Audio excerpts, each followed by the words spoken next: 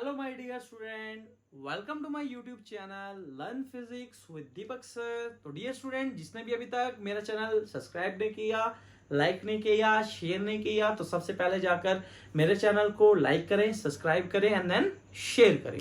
और दूसरी बात, जिसने भी अभी मुझे टेलीग्राम पर जाकर ज्वाइन नहीं किया, तो प्लीज पहली बात टेलीग्राम को आप इसे डाउनलोड कीजिए और वहां पर जाके learn physics with Deepak sir लिखिए, तो वहां पर जाकर मुझे ज्वाइन कीजिए।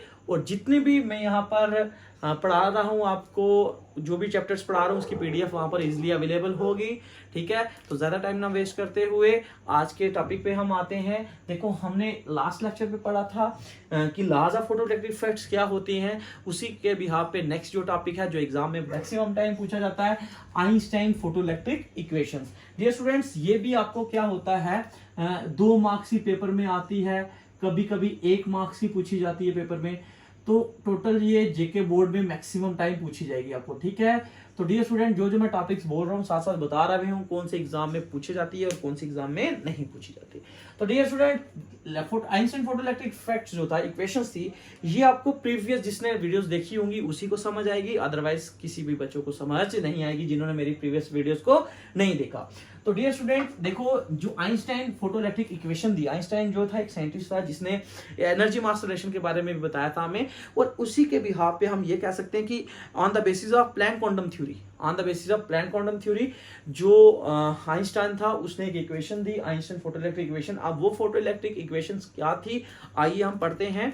तो सबसे पहले मैंने क्या कहा, on the basis of photoelectric on the basis of Planck quantum theory में आइंस्टाइन ने बोला कि मान लीजिए कोई भी हमारे पास जो लाइट होती है, या तो वो एब्जॉर्ब होती है या तो वो एमिट होती है, वो in the form of discrete nature में होती है, विच मीन स्मॉल पैकेट्स में होती है, जिसे हम क्या कहते हैं, क्वांटा कहते हैं। ठीक है, तो आइए हम इक्वेशंस को कैलकुलेट करते हैं, इसके एक्सप्रेशन को फाइंड आउट करते हैं। तो देखिए, सबसे पहले इसने क्या लिया, एक मेटल ली। ठीक है बच्चे, मेटल को अच्छे से देखना, मेटल कौन सा है, कोई भी आप मेटल ले सकती हो। ठीक है, जब इसने मेटल लिया तो यहाँ पर हमारे पास मान लीजिए कोई भी एक सोर्स है। ठीक है, यहाँ से सोर्स से हमारे पास क्या होगा, लाइट इस पे पड़ेगी।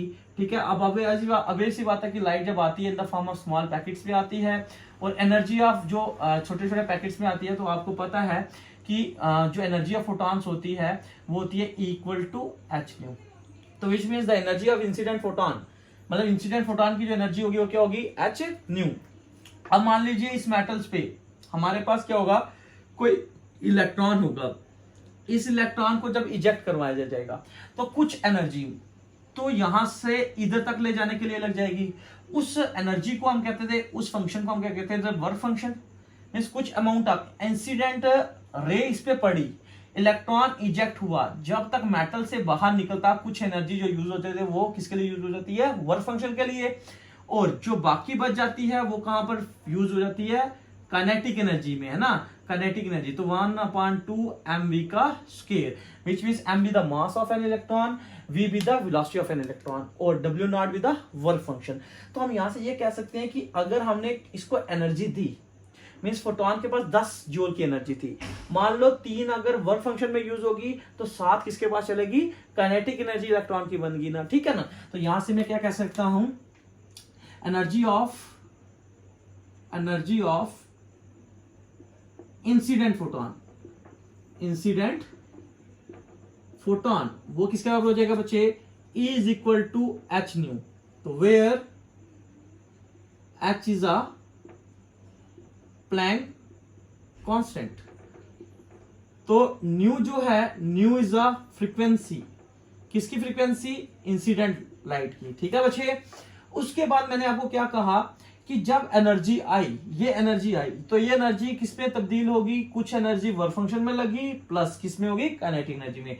तो हम यहां से कह सकते हैं energy of incident photon, energy of incident photon जो होगी वो बराबर किसके हो जाएगी, वर्क फंक्शन के बराबर हो जाएगी, प्लस किसकी हो जाएगी, और बाकी जो एनर्जी बचेगी वो कहां तब्दील हो जाएगी, काइनेटिक एनर्जी में।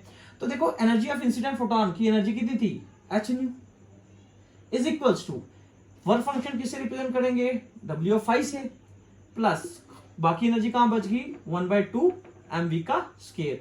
होप कि आपको समझ आ रहा होगा मैं क्या कह रहा हूं।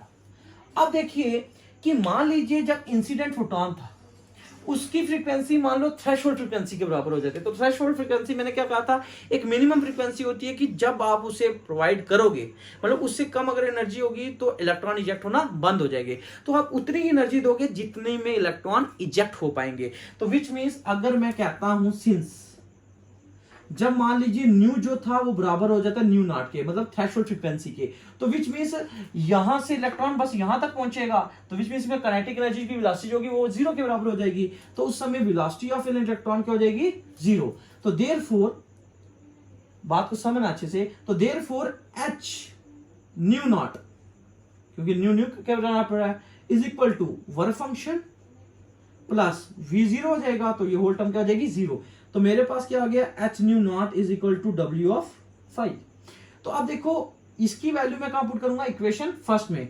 तो देयरफॉर इक्वेशन फर्स्ट बिकम क्या हो जाएगी, तो देखिए बच्चे इक्वेशन फर्स्ट मेरे पास आ जाएगी, इसकी जगह देखो डब्ल्यू नॉट की जगह लिखूंगा एच न्यू नॉट।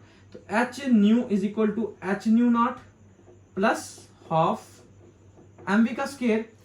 तो यहां से देखो ये इधर उठा के ले जाऊंगा, तो मेरे पास आएगा H nu minus H nu not is equal to half M we का स्क्वायर। तो देखो एच एच कॉमन आ जाएगा, nu minus nu not is equal to half M we का स्क्वायर, और आर हाफ एम वी का square is equal to H into nu minus nu not. तो which is the required expression for Einstein photoelectric equations. तो बच्चे ये थी photoelectric equation जो एग्जाम में पूछी जाती है 2 मार्क्स की। तो और कभी कभी एग्जाम में क्या पूछा जाता है, आपको बोला जाए if m be the mass of electron, v be the velocity of electron, right, खाली पूछा जाएगा right photo Einstein photoelectric equation. तो आपको क्या करना है, डायरेक्ट ये इक्वेशन भी लिखने के लिए पूछी जा सकती है। तो वो कितने मार्क्स की आएगी, 1 मार्क्स की। अगर 2 नंबर की आएगी तो ये पूरा रिलेशन आपको क्या करना पड़ेगा, ड्राइव करना पड़ेगा। तो डियर स्टूडेंट एक बार मैं वापस से रिपीट करता हूं, मैंने कहा सबसे पहले इसने क्या किया, आइंस्टाइन फोटोइलेक्ट्रिक इक्वेशन किसके बिहाफ पे आई, on the basis of Planck quantum theory.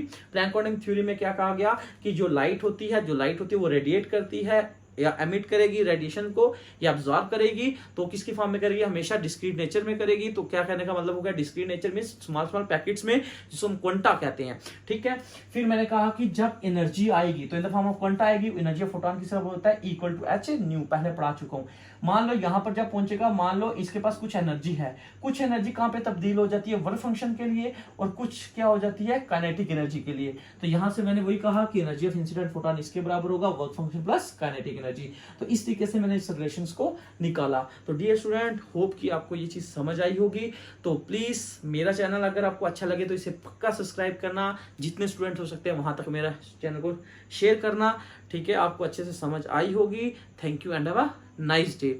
इसके नेक्स्ट टॉपिक हम पढ़ेंगे डी ब्रोगली इक्वेशंस क्या होती है, ठीक है। Thank you.